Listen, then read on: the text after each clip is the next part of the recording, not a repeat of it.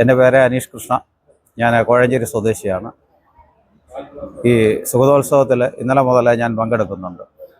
ഇപ്പോൾ സംഘാടകർ എന്നോട് ലൈവായിട്ട് സുഗതകുമാരി ടീച്ചറിൻ്റെ ഒരു ചിത്രം വരയ്ക്കണമെന്നാണ് ആവശ്യപ്പെട്ടത്. ഇവിടെ വന്നു കഴിഞ്ഞപ്പോൾ അവർ പറയുന്നത് അത് ചുവർച്ചിത്ര രീതിയിൽ തന്നെ വരയ്ക്കണം എന്നാണ്. ഇപ്പോൾ ഇന്നലെ മുതൽ ഞാൻ ഇതിൻ്റെ വർക്കിലാണ്. ഇപ്പോൾ ഏകദേശം അവസാന ഘട്ടത്തിലേക്ക് എത്തിയിരിക്കുകയാണ്. അതേപോലെ തന്നെ എൻ്റെ ചെറിയൊരു സ്റ്റാളും ഉണ്ട് ഇവിടെ.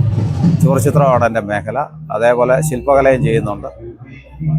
ഏകദേശം ഒരു 15 വർഷക്കാലത്തോളമായി ഞാൻ ചുവർച്ചിത്ര മേഖലയിൽ വർക്ക് ചെയ്യുന്ന ഒരാളാണ്. കാസർഗോഡ് മുതൽ കന്യാകുമാരി വരെയുള്ള ഏകദേശം എല്ലാ ജില്ലകളിലും ഞാൻ വർക്ക് ചെയ്തിട്ടുണ്ട്.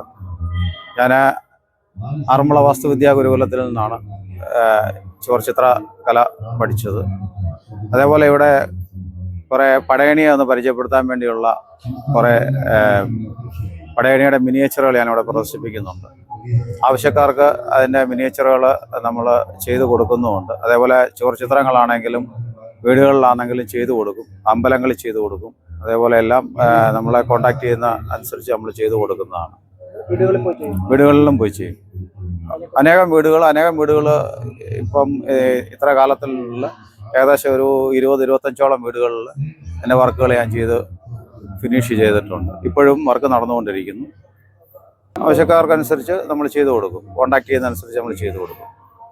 5 വർണ്ണങ്ങൾ ഉപയോഗിച്ചാണ് ചുവർച്ചിത്രം ചെയ്യുന്നത്. ഇത് നാച്ചുറലായിട്ട് ഇപ്പോൾ ആരും ചെയ്യിക്കാറില്ല. വളരെ കോസ്റ്റ്ലി ആയതുകൊണ്ട് ഇപ്പോൾ നാച്ചുറലായിട്ട് അത് തന്നെയല്ല, അതിൻ്റെ കൂട്ടുകളൊന്നും നമുക്ക് കിട്ടാനിപ്പോൾ ബുദ്ധിമുട്ടാണ്.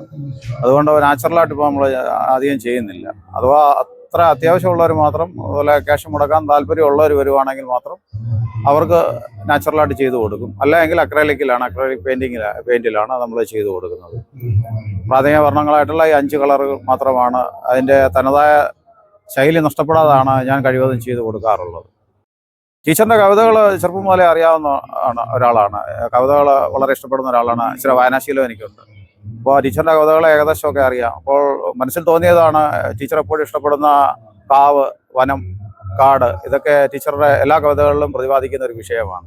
അപ്പോൾ ടീച്ചറെ ഇപ്പോൾ ഇവിടെ വരയ്ക്കാൻ ഞാൻ ശ്രമിച്ചപ്പോഴും അതിൻ്റെ പശ്ചാത്തലമായിട്ട് ഒരുക്കുന്നത് മൊത്തം ഒരു ഗ്രീനറി വരുന്ന ഒരു മരങ്ങളും ഒക്കെ വരുന്ന രീതിയിൽ തന്നെയാണ് ഞാനിവിടെ ഇപ്പോൾ വരച്ചു വെച്ചിരിക്കുന്നത്. ടീച്ചറെ നേരിട്ട് പരിചയപ്പെട്ടിട്ടുണ്ട്. കുറേ നേരങ്ങൾ ഞങ്ങൾ സംസാരിച്ചിട്ടുണ്ട്. ഇതുപോലെ പല ഫംഗ്ഷനുകൾ വരുമ്പോൾ ഇതുപോലെ ആൾക്കാർ ടീച്ചറൊക്കെ പങ്കെടുക്കുന്ന അനേകം ഫംഗ്ഷനുകളിൽ ഞാൻ പങ്കെടുത്തിട്ടുള്ളതാണ്. അപ്പോൾ ടീച്ചറെ നേരിട്ട് ഉള്ള അനുഭവങ്ങളും ഉണ്ട്.